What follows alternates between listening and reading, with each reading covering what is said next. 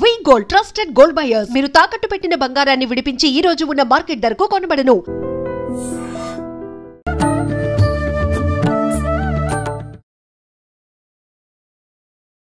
Welcome to I dream ధర్మ మార్గం with Vijitha కార్యక్రమానికి స్వాగతం.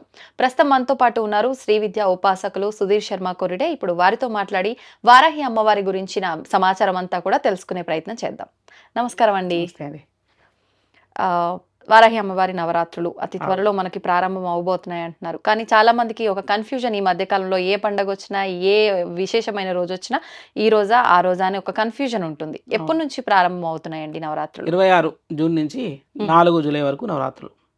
26 జూన్ నుంచి 4 ఆషాఢ శుద్ధ పాడ్యం నుంచి ఆషాఢ శుద్ధ నవమి వరకు 9 రోజులు ఓకే పూజా కార్యక్రమాలు జరుగుతాయి. ఇప్పుడు ఈ అమ్మవారు సప్తమాతృకల్లో ఒకరు అని అంటారు. మరి సప్తమాతృకల్లో ఒకరు అంటారు, అష్టమాతృకల్లో ఒకరు అంటారు. ఎలా చూసుకున్నా 7 లేదంటే 8. మరి 9 రోజులు నవరాత్రులు అంటే బేసిక్ గా ఎవరైనా ఆలోచించేది ఏంటంటే 9 రోజులు నవరాత్రులు అంటే ఒక్కొక్క రోజు ఒక్కొక్క రూపంగా ఆరాధిస్తారు అని చెప్పి. అసలు ఈ సప్తమాతృకల ఆవిర్భావం ఎప్పుడు జరిగింది, ఏంటి ఈ నవరాత్రుల విశిష్టత గురించి తెలియజేయండి. మనకు 9 రోజులు నవరాత్రులు విశేషంగా ఉపాసన చేసుకోవడానికి అదొక లెక్క. ఇప్పుడు మాతృకలు ఉన్నారు, మాతృకలు వచ్చి అమ్మవారి శక్తి స్వరూపాలు. మనకి ఇప్పుడు మనం పొద్దున్న లేస్తే చండీ హోమం అంటూ ఉంటాం కదా, ఈ చండీ హోమాలలో వీటి గురించి వస్తాయి. మీకు ఒక అధ్యాయంలో మీకు అమ్మవారి ఈ ఏవైతే శక్తులు ఉన్నాయో 7, 8 శక్తులు సప్తమాతృకలు లేదా అష్టమాతృకలు. 8వ వచ్చి నారసింహి అంటే ప్రత్యంగిర. మీకు మిగతావన్నీ కూడా బ్రాహ్మి, మహేశ్వరి, కౌమారి, వైష్ణవి ఇవన్నీ ఉన్నాయి కదా. మీకు ఇప్పుడు అందుకే మీకు యథాదేవస్య యద్రూపం యథాభూషణ వాహనం అని చెప్పి మీకు చండీలో వస్తుంది. ఏ దేవత రూపం అయితే ఉన్నదో అదే దేవత యొక్క రూపాన్ని తీసుకొని శక్తి రూపంగా అదే వాహనాన్ని ఎక్కి అదే ఆయుధాలు ధరించి ఈ స్త్రీ శక్తులు ఆవిర్భవించాయని వస్తుంది మనకు దానిలో. అట్లనే మనకు బ్రహ్మ నుంచి బ్రాహ్మి, మహేశ్వరుడి నుంచి మహేశ్వరి, కుమారస్వామి నుంచి కౌమారి, విష్ణువు నుంచి వైష్ణవి, తర్వాత యజ్ఞవారాహమస్య అని మనకు యజ్ఞవరాహ స్వామి యొక్క రూపం నుంచి వారాహి అనేది వచ్చిందని దానిలో మీకు చంద్రులో చెప్తుంటారు. అట్లనే నారసింహి నృసింహస్య బిభ్రతి సదృశం వపుహు అని నరసింహస్వామి వారికి సమానమైన సేమ్ శరీరాన్ని కలిగి ఏ శక్తిగా వచ్చిందట, నారసింహి అనే ఆ శక్తిగా వచ్చిందట. ఆ నారసింహినే ప్రత్యంగిర అంటాం మనం. సో బేసిక్గా ఇవన్నీ అష్టమాతృకలు, సప్తమాతృకలు. దాని ప్రకారం మనకు పూజా పద్ధతి ఉన్నది. నవరాత్రుల్లో మనము మామూలుగా ఈ ప్రత్యేకంగా ఈ నవరాత్రులు గుప్త నవరాత్రులుగా, ఆషాఢ నవరాత్రులుగా వారాహి అమ్మవారికి అంకితం. సో కాబట్టి ఈవిడకి మనకి ఇప్పుడు మీరు అన్నట్టు రూపాలను చూసుకుంటే మానవులకు ఉపాసనా యోగ్యము అంటే జపం చేసుకునే యోగ్యంగా ఉన్న మంత్రాలు మనకు తెలుగునాట సంబంధించి ఆమ్నాయ మంత్రం అనే గ్రంథంలో మనకు అది మంత్రాలకు చాలామంది ఉపాసకులు మాకు అందరికీ అది దాన్ని ప్రామాణికంగా వాడుతుంటాం. అంటే మనం ఏదైనా జపం చేసుకోవడానికి ఆ జపానికి ఆ ఋషి హృదయాది న్యాసాలను ఉంటాయి అన్నట్టు అవన్నీ క్లియర్గా మెన్షన్ చేసి ఉంటే ఆ మంత్రాలు మనకు ఉపాసనా యోగ్యం. లేదా వాళ్ళ వాళ్ళ గురు సాంప్రదాయం దాని ప్రకారంగా మనకు ఉపాసన పద్ధతి వస్తూ ఉంటుంది. దాంట్లో మనకు ఈ వారాహి రూపాలు బృహద్వారాహి అని, లఘువారాహి, ఉన్మత్త వారాహి, కిరాత వారాహి, స్వప్న వారాహి, మహిష వారాహి అని మనకు 8 రకాల వారాహి మంత్రాలు ఉన్నాయి మనకు. సో వాటిని మనము ఈ 8 మీరు అన్నట్టు 9 రోజులు, కానీ 8 రోజులు మనం ప్రతి రోజు కూడా బృహద్వారాహి రూపం అంటే సాత్విక రూపం. బృహద్వారాహి రూపంలో మీకు శంఖచక్రాలు ఉంటాయి. సో ఎందుకంటే ఇక్కడ యజ్ఞవారాహ మతలం రూపం యా విభ్రతోహరే అని చెప్పి చండీలో చెప్తున్నట్టుగా యజ్ఞవరాహస్వామి విష్ణు రూపమే. ఆ యజ్ఞవరాహస్వామికి ప్రతిరూపంగా ఉన్నటువంటి ఈ అమ్మవారు వారాహిగా వచ్చింది కాబట్టి ఆవిడను అత్యంత సాత్విక దేవతగా పూజించి ఈ 9 రోజులు కూడా మనకు అంటే రూపాలు చూపించడం కష్టం, అంత వరాహముఖమే. వాళ్ళకి ఆయుధాలు అవి మారుతూ ఉంటాయి ఒక్కొక్క దేవత ప్రత్యేకతను బట్టి. మనకి ఇప్పుడు మనకు అష్టభుజాలతో ఉంది బృహద్వారాహి, 8 భుజాలు ఉంటాయి. కొన్ని వారాహి అమ్మవార్లకు 4 భుజాలే ఉంటాయి, చేతిలో నాగలి, ఒక దండం ఉంటాయి. సో కాబట్టి ఈ 9 రోజులు మనము బృహద్వారాహిని ప్రత్యేకంగా పూజ చేసుకోవచ్చు. లేదంటే వేరే ఇప్పుడు 8 రకాల వారాహి అమ్మవార్లకి 8 అష్టోత్తరాలు ఉన్నాయి, వాటిని చదువుకుంటూ కూడా ప్రతిరోజు మనం పూజ చేసుకోవచ్చు. ఓకే. ఇప్పుడు ప్రత్యేకించి అంటే ఈ అమ్మవారి రూపాలు కానివ్వండి, అమ్మవారి ఆరాధన గురించి ఎక్కడ ఉంది అంటే ఈ మధ్య కాలంలో మీరు కూడా వినే ఉంటారు, అసలు అమ్మవారు ఏదో కొత్తగా ఒక మనిషిగా ఫేమ్ వచ్చి బయటకు వచ్చినట్టు అమ్మవారి గురించి కూడా అలా సడన్ గా తెలియటము, పూజలు విధానాల గురించి చెప్పటం వల్ల అసలు ఎక్కడ లేదేమో శాస్త్రాల్లో కొత్తగా పుట్టుకొచ్చిన దేవత గురించి అలా మాట్లాడుతున్నారేమో అనే ఆలోచన వస్తుంది. ఎక్కడ ఉంది అమ్మవారి గురించి కానీ? మనకు చాలా క్లియర్ గా అసలు బ్రహ్మాండ పురాణంలో లలితోపాఖ్యానం అనేటువంటి ఆ ఘట్టంలో మనకు లలితా అమ్మవారికి మంత్రినాథ, దండనాథ, వారాహి అమ్మవారిని దండనాథ అంటారు. ఇప్పుడు సంగీతపరంగా చూసుకుంటే ముత్తుస్వామి దీక్షితుల వారు దండనాథయ రక్షితోమని కీర్తన కూడా రాసింది ఆయన. సో మనకు మంత్రశాస్త్రంలో ఈ అమ్మవారికి చాలా పెద్ద పీఠ. కాకుండా ఏంటంటే ఆ మంత్రశాస్త్రానికి సంబంధించి ఆ మనిషికి జ్ఞానం ఉంటే కానీ మాట్లాడతాడు, లేకుంటే మాట్లాడాడు. ఉపాసనా పరంగా శ్రీ విద్యా ఉపాసన కలిగి ఉండి ఇప్పుడు లలితా అమ్మవారికి ఎట్లా అయితే శ్రీచక్రార్చన విధానం ఉన్నదో ఈ వారాహి అమ్మవారికి కూడా వార్తాళి సపర్యా పద్ధతి దండినీ క్రమం అనే అర్చనా విధానం ఉంది. లలితా అమ్మవారికి ఎంత విశేషంగా శ్రీచక్రార్చన ఉందో అంతకంటే ఎక్కువ దేవీ దేవతల సమూహంతో ఈ పరివారం ఇంకా నిండిపోయింది. లలిత వారాహి అమ్మవారు కూడా వారాహి మేరు ఉంటుంది. ఇదేమి మామూలు దేవత కాదు, శ్రీచక్రం ప్రత్యేకంగా. అందుకే ఈ దేవతలన్నిటికీ కూడా మానవులకు ఉపయోగమైనవే, అన్నీ కూడా మానవుల యొక్క కళ్యాణం కోసమే. ఏ దేవతను ఏ మనిషి పూజించినా ఆ దేవత వాడికి ఆశీర్వదించి వాడి యొక్క ఉన్నతిని కలుగజేస్తుంది. వాడికి మనం ఎక్కడ వినము ఈ ఫలానా వ్యక్తి ఈ ఫలానా దేవతను బాగా పూజించాడండి అందుకోసం ఆ దేవత కోపానికి వచ్చిందండి అని వింటాం. ఎక్కడ ఏ మానవుడు ఏ దేవతను పూజించి నష్టపోయింది లేదు. కాకుంటే ఒక వ్యక్తి గైడెన్స్తో ముందుకెళ్ళాలి. మీరు అన్నట్టు ఇప్పుడు ఇదేమో కొత్తగా వచ్చిన ఫ్యాబ్రికేటెడ్ గాడెస్ కాదు, ఎవరో క్రియేట్ చేస్తే తయారు చేసిన బొమ్మనో బాబానో గురువో కాదు. మనకు ఇప్పుడు దేవీ మహాత్మ్యంలో వారాహి గురించి ఉంది. దానిలో ఎంత మంచి శ్లోకం ఉంది తెలుసా? గృహీతోగ్ర మహాచక్రే దంష్టోద్ధృత వసుంధరే వరాహ రూపిణి శివే నారాయణి నమోస్తే అనే శ్లోకం ఉంది. అది అందరూ పొద్దునేసి చదువుకోవచ్చు. దానివల్ల అన్ని రకాల భూమి సమస్యలు పోతాయి. కానీ అంటే మనం మామూలుగా అమ్మవారి విషయానికి వస్తే ఆలయాలు ఎక్కడ పడితే అక్కడ ఉండవు. ఇదొకటి దృష్టిలో పెట్టుకుని ఏమంటున్నారంటే అమ్మవారు ఉగ్ర రూపము. కాశీలో మనకి అమ్మవారి గురించి మనం ఎక్కువగా వింటూ ఉంటాం. అక్కడ అమ్మవారిని డైరెక్ట్ వెళ్ళి దర్శించుకోవడానికి అవకాశం ఉండదు, సమయం కూడా కొంత పరిమితి మాత్రమే ఉంటుంది. మరి మిగతా అమ్మవార్లకు ఇలా ఉండదు. అంటే నిజంగా ఈ అమ్మవారి ఆరాధన ఇదంతా అందరూ చేయకూడదేమో, ఉపాసన తీసుకున్న వాళ్ళు మాత్రమే చేయాలేమో, ఈ ధోరణి ఎక్కువైపోతుంది. వీటికి తగ్గట్టుగా ఇలా చూసేవి కూడా కొన్ని దానికి ఆధారంగా తీసుకోవాల్సి వస్తుంది. ఏం లేదు, ఇప్పుడు మీరు అన్నట్టు కాశీ ఒక్క విషయాన్ని తీసుకోవడం సరే. కాశీ అంటే అమ్మవారి క్షేత్రపాలిక అండి. కాశీ క్షేత్రాన్ని అమ్మవారు రక్షిస్తుంది. కాలభైరవుడు వారాహి వీళ్ళందరూ కూడా ఆ కాశీ నగరానికి వాళ్ళు ఆ మొత్తం దానికి వాళ్ళు రక్షణ కల్పిస్తూ ఉంటారు. ఒక కాశీ అనేటువంటి పుణ్యక్షేత్రంలో మాత్రమే మనకు వారాహికి సంబంధించి అట్లాంటి ఒక నియమం ఉంది. మీరు వేరే చోట్ల చాలా ఆలయాలు, తంజావూరుకి వెళ్తే అక్కడ బృహద్వారాహి ఉన్నది, విశేషమైన వారాహి. అక్కడ మామూలుగా ఎప్పుడు పొద్దున సాయంకాలం ఓపెన్ ఉంటుంది. మేము ఎన్నోసార్లు అక్కడ తంజావూరులో కచేరీలు వాయించాము. ఆషాఢ నవరాత్రుల్లో 2016లో కచేరీ వాయించాము మేము. వాళ్ళు అడిగితే అసలు వాళ్ళు లేదు ఎక్కడ కూడా వారాహి అనేటువంటి ఆలయానికి ఇట్లా ఈ రూల్స్ అన్ని చోట్ల కామన్గా ఉండదు. ఏ ప్రదేశానికి ఏ స్థలానికి ఏ క్షేత్రానికి ఉండే మహాత్మ్యం దానికి ఉంటుంది. కాబట్టి అక్కడ కాశీలో ఒక్కచోట అట్లాంటి నియమం పెట్టారు. ఎందుకంటే అమ్మవారు రాత్రి కాపలా కాశీ వచ్చి కాశీ క్షేత్రాన్ని ఆవిడ వచ్చి విశ్రాంతి తీసుకుంటుందని ఒక నమ్మకం చేత అక్కడ అలాంటి అమ్మవారి ప్లస్ అత్యుగ్ర శక్తి అని అక్కడ పేరు అమ్మవారి. సో కాబట్టి అందరూ సాధారణ మనుషులు ఇప్పుడు ఎవరైతే ఎక్కువ జపతపాది అనుష్ఠాన శక్తులు లేని వారు ఏవైతే ఉంటారో వాళ్ళు కొంచెం అత్యంత ఎక్కువ శక్తిని భరించడం కొంచెం కష్టమనే ఉద్దేశంతో వాళ్ళకి అలా చెప్పడం తప్పితే కానీ దానికి ఏదో మనకు అమ్మవారు అట్లా ఉగ్రంగా ఉంది పూజించొద్దు అనే విషయం ఎక్కడా లేదు. పైగా వేరే ఇప్పుడు వేరే చోట్ల వారాహి ఆలయాలు కడుతున్నారు. ఇప్పుడు కుర్తాలం గురుగారు మహామంత్ర స్వరూపం ఆయన గురుగారు సిద్ధేశ్వరానంద భారతీ స్వామి వారు. వారి ద్వారా అసలు మానవులకి ఏంటంటే అసలు ఎంతో ఏదో అపోహలు ఉన్న అనేక రకాల మంత్రాలు ప్రతి మనిషి కూడా మీరు గురుగారు ఒకటే అంటారు, జపం చేసుకోండి, దేవతా అనుగ్రహం పొందండి. షార్ట్ కట్స్ లేవు దీనికి. ప్లస్ అర్చన ఆరాధన అందరూ చేసుకోవచ్చు అంటే అవును, పురోహితులు చెప్తే చేసుకోవాలి. ఎవరు వచ్చి వాళ్ళు పెట్టి చెప్తే అంటే అనుభవం లేని వాళ్ళు చెప్పడం వల్ల నష్టం జరుగుతుంది. అవును, ఇప్పుడు వారాహికి మీరు అన్నట్టు వారాహికి చాలా మంచి అర్చన విధానం ఉంది. నిత్యము చేసుకున్నట్టే షోడశ ఉపచార పూజలు, అష్టోత్తరము, ధూపదీప నైవేద్యాలు చాలు. ఇంకా దీనికి కన్ఫ్యూజ్ చేసేసుకొని అన్ని ఎక్కడెక్కడి మన తలలో పెట్టేసుకొని ఇది చేయాలి అది చేయాలి కాదు. భక్తిగా ఆమె నామాన్ని స్మరణ చేస్తూ ఆమె అష్టోత్తరం కానీ సింపుల్ పూజా పద్ధతి, షోడశ ఉపచార పూజలు 16 పూజలు 16 ఉపచారాలతో పూజలు ప్రతి ఒక్కరు చేసుకోవచ్చు. ఎక్కడ వారాహి అమ్మవారు ఉన్నా అక్కడికి వెళ్ళి అమ్మవారిని అసలు నిస్సందేహంగా దర్శనం చేసుకొని ఆవిడ ఆశీర్వాదాన్ని పొందొచ్చు. దీనిలో ఏమి అనుమానం అక్కర్లేదు. ఎందుకంటే బ్రహ్మాండ పురాణంలో అసలు ఆమె శక్తిని దేవతలు వర్ణిస్తూ దేవతలే ఆమె 12 నామాలను వాళ్ళు స్తోత్రం చేశారు. మీకు బ్రహ్మాండ పురాణం చదివితే లలితోపాఖ్యానంలో రాజశ్యామల ఒకవైపు ఆమె రథం మీద ముందుకు వెళ్తుంటుంది. తర్వాత దండనాథ వారాహి ఆమె రథం మీద ఆవిడ వాళ్ళిద్దరు విన్యాసం చేస్తూ ఉంటే ఆ 2 విన్యాసాల యొక్క కలయిక ఎంతో సుమనోహరంగా ఉండి ఆ ఇద్దరి దేవతా రథాల విన్యాసాన్ని చూసి శ్యామలామ్మవారినేమో 16 నామాలతో అర్చన చేశారు. ఎవరు స్తుతించారు దేవతలందరూ కూడా, అంటే వీళ్ళ పరాక్రమాన్ని చూసి. మరి వారాహి అమ్మవారేమో ఆమె తన యొక్క సైన్యంతో అనేక రకాల శక్తులతో అనేక రకాల వాహనాలతో కూడిన దేవతలతో ఆమె ఆ యుద్ధరంగంలో తన యొక్క రథాన్ని విన్యాసంగా ముందుకు తీసుకెళ్తూ ఉంటే ఈ పరాక్రమాన్ని చూసి దేవతలు 12 నామాలతో స్తుతించారు. మనం వాటి గురించి కూడా నేను చివరిలో మీకు చెప్తాను ఆ నామాలు ఏమిటని. ఇప్పుడు మామూలుగా మీరు చెప్పారంటే మా అందరికి తెలిసింది వారాహి అంటే వారాహి అమ్మవారు ఒక్కతే, కానీ ఆమె స్వరూపాలు ఉన్నాయని చెప్పారు ఇందాకే. మరి అంటే ఒక్కొక్క కామ్యం కోసం ఒక్కొక్క దేవతను ఆరాధించాలని చెప్పి అనుకుంటూ ఉంటాము. ఇప్పుడు ప్రత్యేకించి వారాహి అంటే ఉగ్ర రూపమేమో, లేదు అంటే ఈ కామ్యానికి ఈ రూపాన్ని ఆరాధించాలేమో, అలా ప్రత్యేకంగా పూజకి మనం ఆరాధించగలిగే అవకాశం ఉన్న రూపం ఏది అమ్మవారిది? వారాహి అమ్మవారు ఏ రూపైనా మనం ఆరాధించవచ్చు. ఎందుకంటే దేవతల ఉగ్ర రూపం అనే దానికి అర్థం ఎప్పుడైనా జనాలకి ఏంటంటే భయపెట్టేది అనేటువంటి ఒక అపోహను తీసుకొచ్చి పెట్టారు.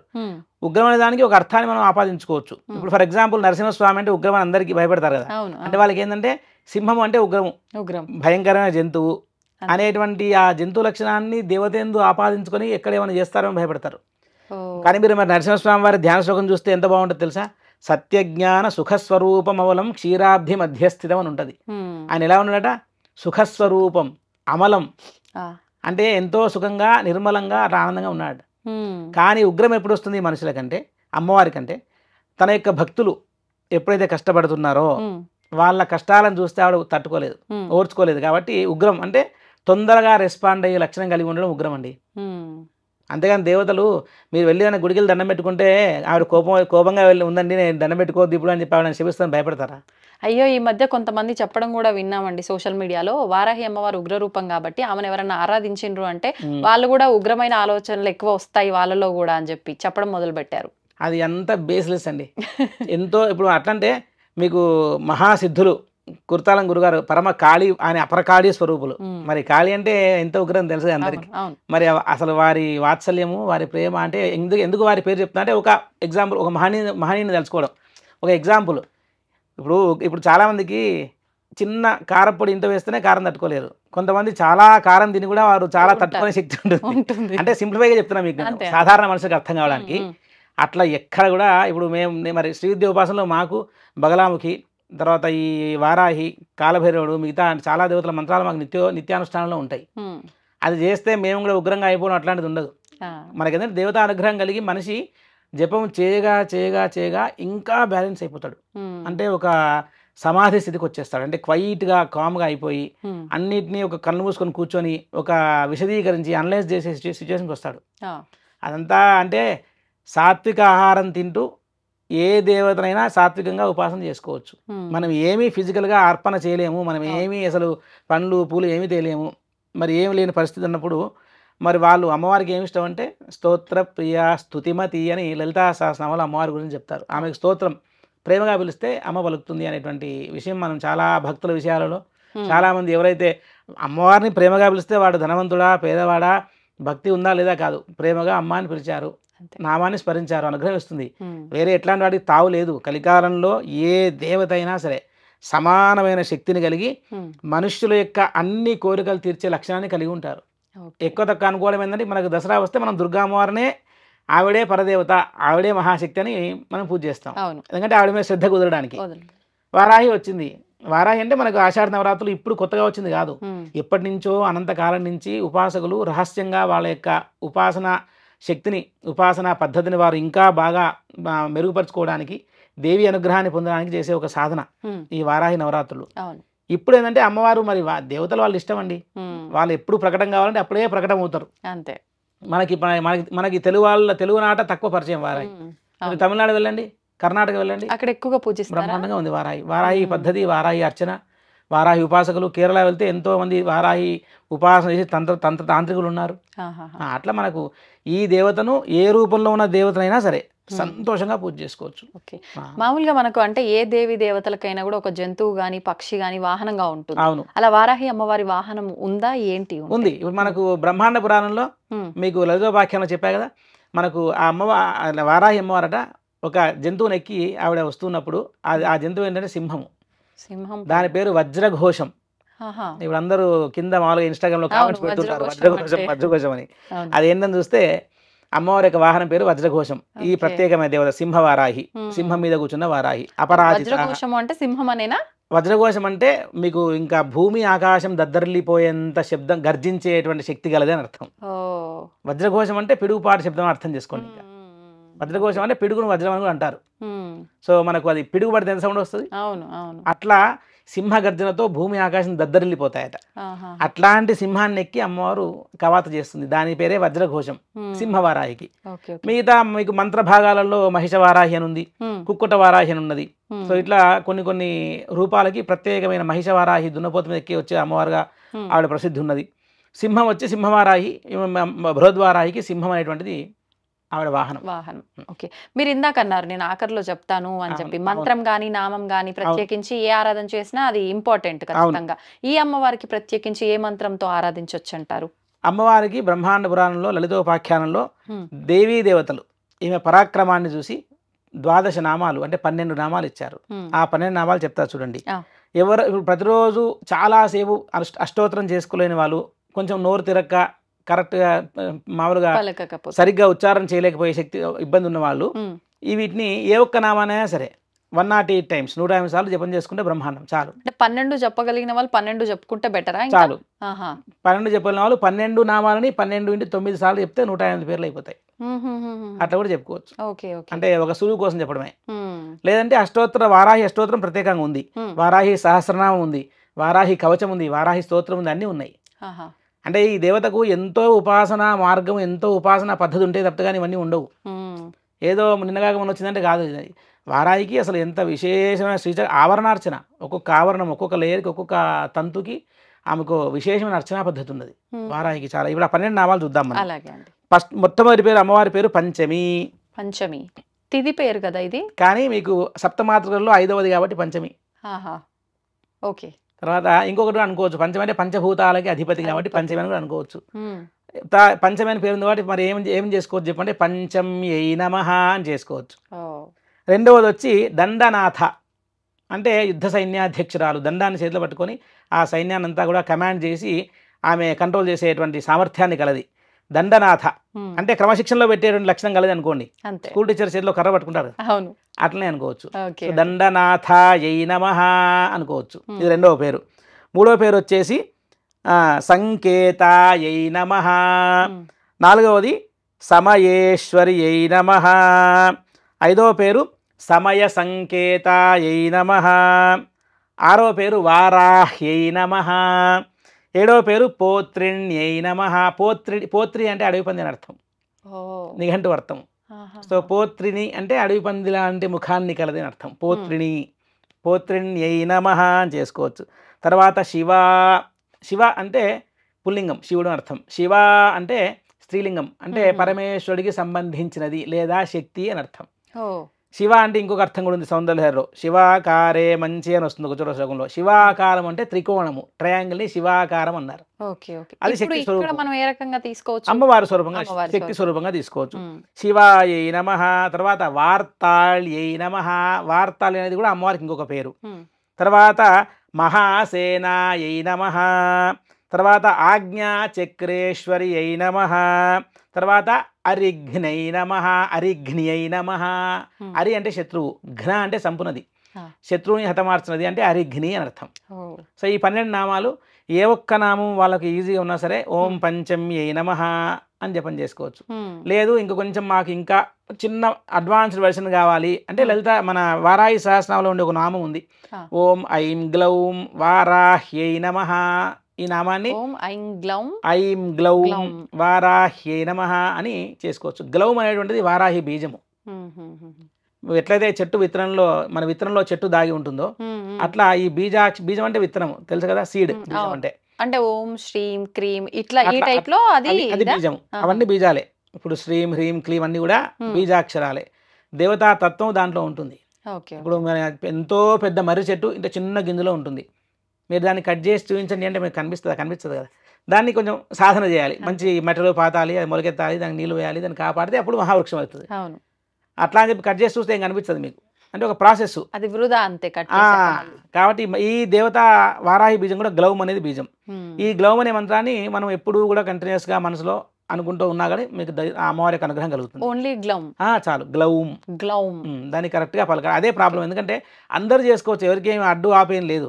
కాకుంటే ఒక ప్రాపర్ గైడెన్స్ తో ఎక్కడ శ్లోకాన్ని కానీ స్తోత్రాన్ని కానీ ఎక్కడ ఆపాలి, ఎక్కడ ఆ పదాన్ని విడగొట్టాలి, ఎక్కడ కలపాలి తెలుసుకోవాలి. కానీ ఇప్పుడు బీజాక్షర మంత్రం గనక మనకు చేరింది అని అంటే ఖచ్చితంగా గురువు ద్వారానే తీసుకోవాలి కదా. ఇప్పుడు ఇది చేయాలంటే గురువు ద్వారా మామూలుగా నామాల్లో ఒకటి ఓం ఐం హ్రీం శ్రీం శ్రీమాత్రే నమః అన్నట్టుగానే ఇది మామూలుగా ఓం ఐం గ్లోం వారాహి నమః అని అన్ని నామాలకు కూడా కలిపి చెప్తూ ఉంటారు. ఈ ఐం గ్లోం అనేటువంటిది ప్రిఫిక్స్, ఈ ముందు ఏవైతే బీజాక్షరాలు ఉన్నాయో మనకు వారాహి సహస్రనామాల్లో అన్ని నామాలకు ముందుగా కలిపి చెప్పుకోవచ్చు.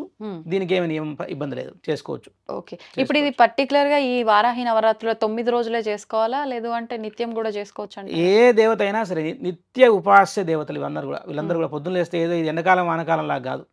మనకు మానవుడు తన యొక్క ఉన్నతి కోసం, తన వెల్ఫేర్ కోసం చేయగలిగే ఒకటి పూజ.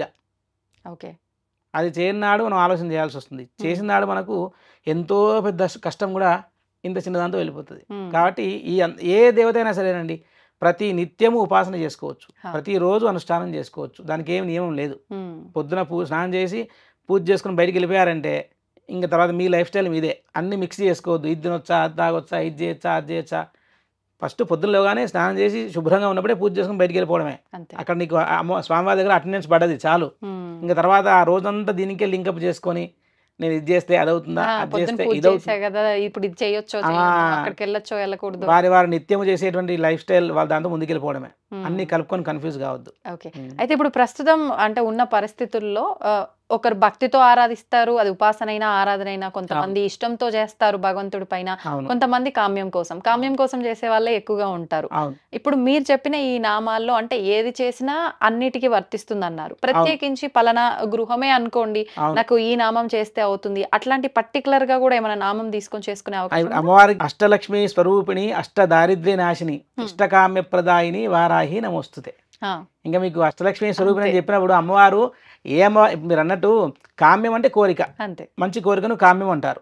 దానికి అర్థము మామూలుగా ప్రాపర్ ఒక డిక్షనరీ మీనింగ్ వచ్చి కామ్యకర్మ అంటే ఏదో కావాలి అని చేసేది, అంతే. ఇప్పుడు నా మనోవాంఛ తీరింది అంటారు, అంటే నా కోరిక తీరింది. కోరిక అంటే ఏంటి? నాకు ఏదో ఇల్లు కట్టుకోవాలి, కారు కొనుక్కోవాలి, మంచి ఉద్యోగం కావాలి. ఇవన్నీ మనిషికి ఉండేటువంటి కామ్యాలు, అంటే కోరికలు. ఇప్పుడు మీరు అన్నట్టు ఈ దేవతకి మీరు ఏ కామ్యము, ఏ అభీష్టము సిద్ధించాలన్నా కూడా ఈ దేవతను పూజించవచ్చు. ఇంతకుముందు అనుకున్నట్టు ఈ అమ్మవారు ఓన్లీ ఇల్లు మాత్రమే ఇస్తుందండి, ఇంక వేరే చెప్పడానికి లేదు. బేసిక్ గా వారాహి అమ్మవారు అనగానే ప్రతి ఒక్కరిలో ఉండే ఆలోచన ల్యాండ్ కు సంబంధించిన ఏమైనా గొడవలు ఉన్నా, మనం ఏదైనా కొనుక్కోవాలన్నా, ఇల్లు కొనుక్కోవాలన్నా, ఈ భూ సంబంధితమైన వాటికి మాత్రమే వారాహిని పూజిస్తారు అని చెప్పి రియల్ ఎస్టేట్ వ్యాపారస్తులు, కన్స్ట్రక్షన్ ఇలాంటి వాళ్ళు ఎక్కువగా అమ్మవారి ఆరాధన చేయడం మొదలు పెట్టారు ఈ మధ్య కాలంలో. భూమి అసలు ఎవరికి భూమి వద్దు? అందరికీ పండాలంటే భూమి లేకుండా పంట ఎక్కడి నుంచి పండుతుంది? అంతే. మనకు పంటలు బాగా వండి, కరువు లేకుండా ఉండి, భూమి సస్యశ్యామలంగా ఉండాలంటే మరి భూవరాహస్వామి విగ్రహం కావాలి కదా. మరి తింటం లేకుంటే. అవును. కాబట్టి మరి అక్కడి నుంచే ప్రారంభం చేసుకుంటే మరి భూమి లేకుంటే అసలు ఏమున్నాయి? భూమి లేకుంటే మనకు వస్త్రాలు లేదు, బంగారం లేదు, ధాన్యం లేదు, ధనం లేదు, పెట్రోల్ లేదు, అసలు మనమే లేము. కాబట్టి భూమి అనేటువంటిది మనకు అందరికీ ఆధారం. ప్రతి ఒక్క మనిషికి కానీ జంతువుకి కానివ్వండి భూమి ఒక ఆధార స్థానం. అది లేకుండా ఏ మనిషి ఏం చేయలేడు. ఇల్లు కట్టినా, గుడి కట్టినా, చెరువులు తవ్వినా, నదులు అసలు భూమి లేకుండా. అందుకని చెప్పి మీరు అన్నట్టు అంటే ఏం లేదు, దీన్ని ఒక్క దేవతనే హైప్ చేసేసి ఇంకా ఏమి ఈ టైంకి వచ్చి మళ్ళీ మీరు చూడండి, ఇప్పుడు ఆషాఢ నవరాత్రులు మాత్రమే వారాహి గుడికి వెళ్తారు, మళ్ళీ తర్వాత ఒక్కడు కూడా గుడికి పోరు. ఎందుకంటే ఏదేదో ఒక ఫార్మాలిటీ లాగా అయిపోయింది, ఇది చేస్తే అయిపోయింది కాదు, అట్లా కాదు కదా. ఇప్పుడు ఒక దేవతా స్వరూపము ఎంతో జన్మల పుణ్యఫలం ఉంటే కానీ ఇట్లాంటి విశేష దేవతా స్వరూపాన్ని మనం తెలుసుకోలేము. ఇప్పుడు మాకు మరి నేను ఆస్ట్రేలియాలో 2012 నుంచే వారాహి నవరాత్రులు చేస్తూ వస్తున్నా, 14 ఏళ్ళు మరి ఇప్పటికీ చూసుకుంటే ఎక్కడ కొంచెం కూడా పబ్లిష్ చేసి ప్రచారం చేసుకోలేదు. ఎందుకంటే మనకు ఉపాస్య దేవత, మనకు ఇష్టమైన దేవత, మనం చేసుకుంటున్నాం. అమ్మవారికి చక్కగా వేదోక్తంగా మంచి ఆమెకు అన్ని మంచి ప్రసాదాలు, భూమిలో పండే దుంపలు, అమ్మవారికి చిలకడ దుంపలు పెడతారు, తర్వాత చామ దుంపలు పెడతారు, తర్వాత వేరుశెనగ గుళ్ళు, పల్లీలు పెడతారు, అమ్మవారికి తర్వాత మిరియాలు వేసిన పొంగల్ నైవేద్యంగా పెడతారు. ఇవన్నీ ఆ మంచి ఒక వైదిక విధానం ఎక్కడెక్కడైతే వచ్చి ఈ ప్రత్యేకమైన దేవతకి శ్రీచక్రార్చన విధానం చాలా విశేషంగా ఉందండి. మామూలు దేవత కాదు. మీరు కూర్చొని అసలు పరమానంద తంత్రం అనే గ్రంథంలో అసలు ఈమె గురించిన ఉపాసన విధానం ఉంది. ఇవన్నీ మాట్లాడాలంటే సంస్కృతం బాగా రావాలండి, లేకుంటే ఎవరు మాట్లాడినా పట్టించుకోవద్దు. మీరు ఎవరన్నా అడిగితే అడగాలి, వాట్ ఈజ్ యువర్ అథారిటీ, నీకున్న అథారిటీ ఏంటి, ఎక్కడి నుంచి చెప్తున్నావు నాకు మెన్షన్ చెయ్యి. అట్లా చెప్తే ఓకే, దాన్ని వాళ్ళు క్రాస్ చెక్ చేసుకొని జనాలు ఏది మంచిగా వచ్చాడో ఫాలో అవుతారు. ఇవాళ రేపు అందరికీ అన్ని అందుబాటులో ఉన్నాయి, కానీ కొన్ని మంత్రశాస్త్ర గ్రంథాలు ఎవరికి అందుబాటులో లేవు. అవి ఓన్లీ మీకు బనారస్లో, వారణాసిలో ఒక ప్రెస్ ఉంది, చౌఖాంబా సురభారతి అని, వాళ్ళు ఎన్నో గ్రంథాలన్నీ కూడా వాళ్ళు దేవనాగరి లిపిలో ప్రింట్ చేసి పెట్టారు. అక్కడికి వెళ్తే సంస్కృతంలో బాగా జ్ఞానం ఉంటే తప్పితే కానీ దానిలో ఉన్న మర్మాన్ని గుర్తుపట్టలేరు, అంత ఈజీ కాదు. కాబట్టి ఉపాసనా మార్గంగా ఉన్నప్పుడు ఉపాసనలో ఉండి వైదిక వృత్తిలో ఉన్న వాళ్ళ మాటలు ఎక్కువగా కన్సిడర్ చేస్తే మనకు శ్రేయస్కరం. ఇప్పుడు ఇంటి పురోహితుడు ఉంటాడు, అతను అడగొచ్చు, అతనికి తప్పకుండా యజమాని మంచి కోరి తనకు ఖచ్చితంగా మంచి మార్గం చెప్తాడు. అవును. ఇప్పుడు ఎవరైనా సరే మీ ఇంటికి పూజారులు అంటే అతను ఖచ్చితంగా మీ ఇంటికి వచ్చి అర్చన చేస్తే మీరు బాగుండాలని చేస్తాడు కదా, అంతే. అతని మార్గం ఫాలో అవ్వచ్చు. అందరిది వినేస్తే ఇంకా అసలు కష్టం. ఇప్పుడు ఈ వారాహి అమ్మవారి ఆరాధన ప్రత్యేకించి రాత్రి సమయంలోనే చేయాలంటున్నారు కదండి. ఏ దేవతకైనా వేదం ప్రకారం నక్తం చిరాహ దేవ, అన్ని దేవతలు రాత్రి తిరుగుతారంటుంది మరి. అంటే ఉపాసన పరంగా రాత్రిపూట చేస్తే మంచిదని మనకు చాలామంది అంటుంటారు గురువులు. కానీ మన మన ఉన్న అవకాశము, ఇప్పుడు చాలామంది వృత్తి ఉద్యోగాలు బిజీగా ఉంటారు, 9 to 5 జాబులు, పొద్దున సాయంకాలం ఎన్నో రకాల ఇష్యూస్ ఉంటాయండి. కాబట్టి ప్రాతకాలము, సూర్యాస్తమయము, సూర్యోదయము, రాత్రి అంటే అర్ధరాత్రి కూర్చుని చేయాల్సిన నియమం లేదు. కొన్ని సాధనలకు ఉన్నాయి, అర్ధరాత్రి చేసుకోవడానికి శ్మశాన లెవెల్ చేయమని చెప్పే సాధన ఉన్నాయి. కానీ కామన్ మ్యాన్కి అవన్నీ అవసరం లేదు, సాధారణంగా కూడా మనిషికి అవన్నీ అవసరం లేదు. ఈ అమ్మవారికి కూడా అలా చేసేవి ఉంటాయా? అంటే కొంతమంది తాంత్రికులు వామాచారం పాటించే వాళ్ళు కొంచెం వాళ్ళు వేరే విధంగా పూజ చేసుకుంటారు. కానీ ఇప్పుడు ఒక ఆలయం అని ఉన్నప్పుడు, ఒక అర్చకుడు, ఒక వేద పద్ధతి ఉన్నప్పుడు పొద్దున సాయం మీరు అన్నట్టు మా అందరి దేవతలు చేసుకుంటే చేసుకోవచ్చు. నామస్మరణ ఎప్పుడైనా చేసుకోవచ్చు, అర్ధరాత్రి కాదు, ఎప్పుడైనా అమ్మవారి నామాన్ని స్మరణ చేసుకోవచ్చు. ఇప్పుడు మీరు ఇందాక అన్నారు పొద్దున ఒక అంటే పార్ట్ ఆఫ్ లైఫ్ లో ఇది పొద్దున నిత్య దీపారాధనలో భాగంగా ఈ అమ్మవారైనా ఏ అమ్మవారైనా చేసుకొని తర్వాత క్రతువులన్నీ కామన్ గా చేసుకోవచ్చు. మరి ఇప్పుడు నామం చేసుకుంటున్నాము అని అంటే డేలో మనం ఎప్పుడు కావాలంటే అప్పుడు నామం చేసుకుంటాము, తినడము అన్ని దగ్గర నుంచి నియమాలు పాటించాలా? ఇంకేం చేయలేము మనం. అందుకే చెప్తున్నా, పొద్దున వెళ్ళగానే అందుకే మనం తుమ్మితేనే రామరామ అంటాం. అవును, మన భారతదేశంలో సనాతన ధర్మంలో ఎవరైనా తుమ్మితే చిరంజీవ అంటాం.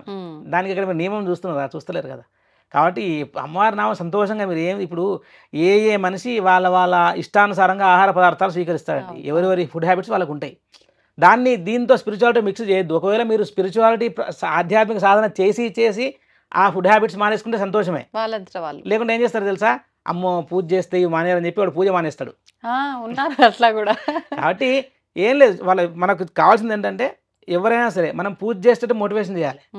ఇప్పుడు యంగ్స్టర్స్కి నువ్వు అద్దినొద్దు ఇద్దినొద్దు అంటే వాళ్ళు ఫస్ట్ అమ్మో ఇది నాకు వర్కౌట్ కాదు పూజ మానేసి అద్దినే దానికి మొగ్గు చూపిస్తుంటారు. కాబట్టి చెప్పాలి పిల్లలకి, నాన్న నువ్వు మార్నింగ్ లేవగానే స్నానం చేసి ఒక 5 నిమిషాలు ఓం నమః శివాయ నమో నారాయణ జపం చేసుకొని తర్వాత నీ ఇష్టం రా అంటే వాడు హ్యాపీగా బ్రహ్మాండంగా రోజు దండం పెట్టుకుంటాడు. వాళ్ళకి మంచి అలవాట్లు నేర్పాలి. బొట్టు పెట్టుకోవాలి, చిన్నగా ఆవాగినంత బొట్టు పెట్టుకోరు, ఎంత నామూషియో. మరి లేనప్పుడు కదా, అంతే. ఎంత పదార్థం వండినా ఉప్పు లేకుంటే కూర రుచించదు కదండి. కాబట్టి దైవానుగ్రహం రావాలంటే కొన్ని మినిమం చేస్తే చాలు. విహిత కర్మలు అంటే ఖచ్చితంగా చేయవలసింది అని ఉంటాయి కొన్ని, అవి చేస్తే చాలు. అవి చేయకుంటే వచ్చే పాపము అనంతమైన పాపము. చాలా చిన్నవి మైనర్ బుజ్జి చాలా సూక్ష్మమైన విషయాలు ఉంటాయి. కాబట్టి ఏమి కలుపుకోవద్దు. నామస్మరణకి ఏ నియమం లేదండి, ఎప్పుడైనా చేసుకోవచ్చు. మనం తిన్నా పడుకున్నా లేచినా ఎలాంటి కాలకృత్యాలు తీసుకున్నా మనసుకి అశుద్ధమైనటువంటి లేదు, శరీరానికి అశుద్ధం ఉన్నది. శరీరం కొంచెం మనకి మలమూత్రాలతో ఉంటుంది కాబట్టి దానికి శుభ్రత అవసరం. మానసికంగా ఎలా వస్తుంది పరిశుభ్రత అంటే ఒక నామస్మరణ వల్ల, ఆలోచన చేయడం వల్ల, వేదాన్ని గురించి ఆలోచన చేయడం వల్ల. అట్లాంటి ప్రత్యేకంగా అదే టైంలో ప్రారంభం చేయొద్దు. అంటే నిత్యం ప్రాక్టీస్ చేసుకునే అనుభవం పెంచుకోవాలి. ఒక అభ్యాసం చేస్తే ఆ అభ్యాసం ప్రకారంగా ఈ సమయాలలో నా మైండ్లో తెలియకుండానే నాకు మా సబ్కాన్షియస్ మైండ్కి ఒక దేవత జపం నడుస్తూ ఉంటుంది. దాన్ని జప అంటారు. అంటే మన ప్రత్యక్షమైన ఇన్వాల్వ్మెంట్ లేకుండానే చిన్న మెదడు అది వేరే పనులు ఆలోచన చేస్తూ ఉంటుంది కదా, దాన్ని జప అంటారు. అంటే జపం చేయకుండానే జపం చేయడము, వితౌట్ మీ జోక్యం. అది చాలా పెద్ద స్థితి. కాబట్టి 24/7 ఎప్పుడంటే అప్పుడు నిత్య నామస్మరణ చేయొచ్చు. వాళ్ళ ఇష్ట దేవతను కానీ ఏ దేవత అయినా సరే చేసుకోవచ్చు. లలిత సహస్రనామాల్లోనే అమ్మవారి సంబంధించిన నామము ఉంటుంది, ప్లస్ లలిత అమ్మవారి పరివార దేవతగా ఈవిడ ఉంటుంది. కాబట్టి ఎందుకు ప్రత్యేకించి ఈమె పరివార దేవతని మేము ఆరాధించాలి, మెయిన్ మూలం ఎవరైతే ఉన్నారో ఆమెను పట్టుకుంటే సరిపోతుంది కదా, ఎందుకు వీళ్ళంతా ఈమెను ఆరాధించుమని చెప్పడం అనే వాళ్ళు కూడా ఉన్నారు ఈ మధ్య కాలం. ఏం చెప్తారండి? ఏం లేదు, లలిత అమ్మవారి శక్తి స్వరూపమే వారాహి. సో వారాహిని పూజించినా లలితను పూజించినా వారాహిని పూజించినట్టే. ఎందుకంటే వీళ్ళిద్దరు లేకుండా ఆమె ఎందుకు తెలుసా, భజే శ్రీచక్ర మధ్యస్థాం దక్షిణోత్తరయో సదా శ్యామ వార్తాళి సంసేవ్యాం నమామి లలితాంబికాం. ఎలాంటి లలిత అమ్మవారిని పూజిస్తున్నామని ఇక్కడ చెప్తున్నారు చూడండి. భజే శ్రీచక్ర మధ్యస్థాం, శ్రీచక్ర మధ్యలో ఉన్నటువంటి ఎవరిని పూజిస్తున్నాను నేను? లలిత అమ్మవారిని. ఎలాంటి లలిత అమ్మవారిని పూజిస్తున్నాను? ఎవరితో ఉన్న అమ్మవారి అంటే దక్షిణోత్తర యోస్తదా. దక్షిణం అంటే కుడివైపు, ఉత్తరం అంటే ఎడమవైపు. దక్షిణ ఉత్తరం అంటే సౌత్ నార్త్ కదా. అమ్మవారు తూర్పు ముఖం చూస్తున్నప్పుడు కుడివైపు దక్షిణం ఉంటుంది, ఎడమవైపు ఉత్తరం ఉంటుంది. సో అమ్మవారికి ఎవరెవరు ఉన్నారు? దక్షిణోత్తర యోస్తదా. సదా అంటే ఎల్లవేళలా, ఎప్పుడో అప్పుడు పార్ట్ టైం జాబ్ కాదు. పక్కన రాజశ్యామల, ఇటు పక్కన వారాహి ఉంటారు. అలాంటి లలిత అమ్మవారిని నేను పూజిస్తున్నా అన్నారు. అంతేగాని ఓన్లీ నేను లలిత అమ్మవారిని పూజిస్తున్నా అనలేదు. కాబట్టి ఈ అమ్మవారు ఎందుకు పూజించాలి అంటే లలిత అమ్మవారికి ఎన్నో, ఇప్పుడు భండాసుర వధనే ఉందనుకోండి, దాంట్లో ఈమె గురించి ఎంత అద్భుతంగా కీర్తించి అసలు ఈమె శక్తులు ఎంతో గొప్పగా ఉండకుంటే ఈమెకు అంత విస్తారమైన ఎలాబొరేటెడ్ పూజా విధానము, ఈమెకు ఎంతో విశేషమైన పాత్రా సాధనాలు, అర్ఘ్య ప్రదానాలు, అర్ఘ్యాలు, ఆవరణ విధానము, తర్పణాలు ఎన్నో ఉన్నాయి వారాహికి.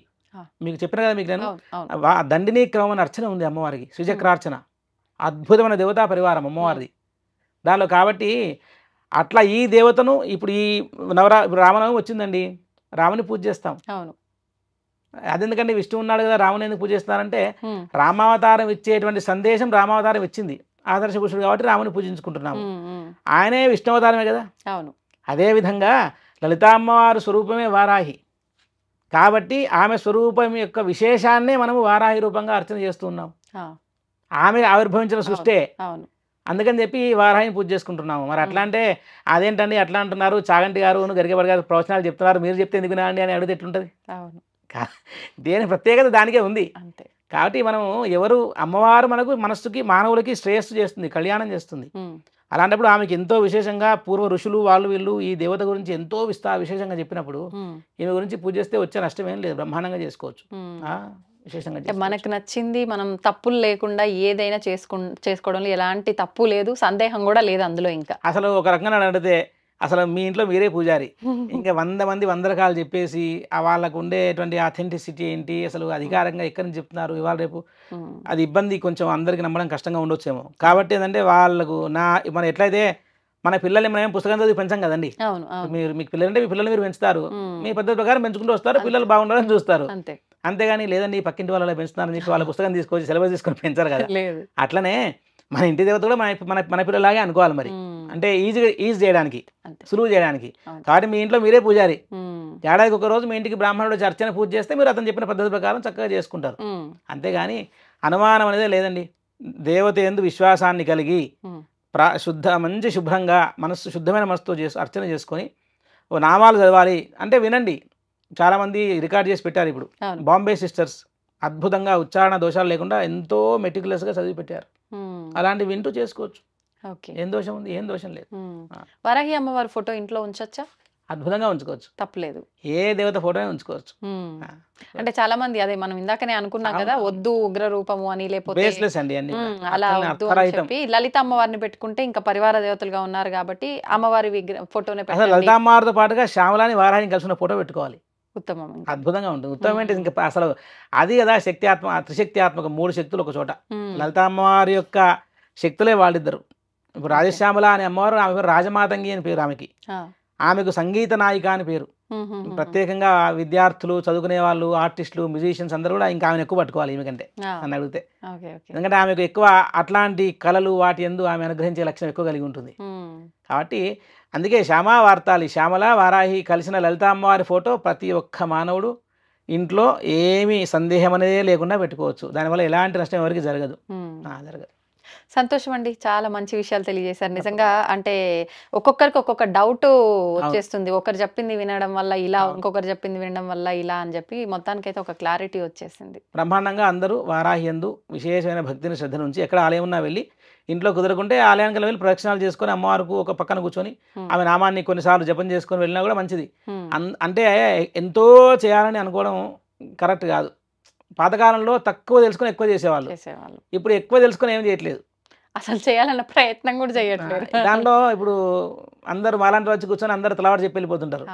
ఎవరిది వినాలి, ఎవరిది చేయాలి అనేటువంటిది చాలా పెద్ద సమస్య అయిపోయింది. కాబట్టి ప్రాపర్గా దేనికైనా సరే అండి, వేదాల్లో వాటిలో గ్రంథాల్లో మనకు ధర్మ గ్రంథాలు అన్నింటిలో కూడా ప్రతిదీ పూజా విధానం మంచిగా మనకు అసలు ఏ ఒక్క క్వశ్చన్ కూడా ఆన్సర్ ఇవ్వకుండా వదిలిపెట్టబడలేదు. కాకుండా దానికి తగ్గట్టు కరెక్ట్గా చెప్పేవాడు రావాలి. అంతే. అప్పుడు వాళ్ళకు జనాలకు బాగా ఓహో ఇతను చెప్పేది కరెక్ట్గా ఆథెంటిక్గా చెప్తున్నాడు, అధికారికంగా చెప్తున్నాడు అనేటువంటి విషయం అందరికీ తెలిసి ఇంకా బాగా ఆధ్యాత్మికతను ప్రాక్టీస్ చేస్తారు. కాబట్టి అందరూ నిస్సందేహంగా వారాహి నవరాత్రులు చేసుకోవచ్చు. ధన్యవాదాలండి. శ్రీమాత్రే నమః. శ్రీమాత్రే నమః. తవ్వుతూనే శివలింగం. సరే దాన్ని అట్లా కప్పేసేయండి, చూపించదండి. Krishna is there. మూర్తి పూజ కాదు, సాక్షాత్ బ్రజేంద్ర నందన భగవాన్ ఉన్నారు మూర్తిలో. ఏమీ ఆశించకుండా ఆరాధించే వాళ్ళు కూడా ఉన్నారా ప్రభుజీ? నిజమైన భక్తి అంటే మనకు తెలియదు కాబట్టి